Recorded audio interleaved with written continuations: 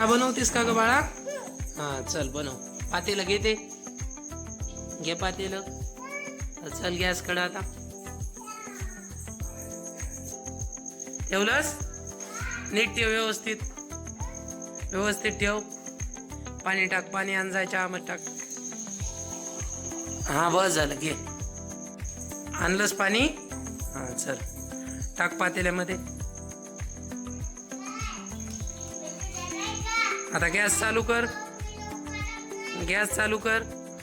Gas चालू कर. कर बटन सुरू गॅसचं. हा केला का? आता साखरपत्ती टाकायची.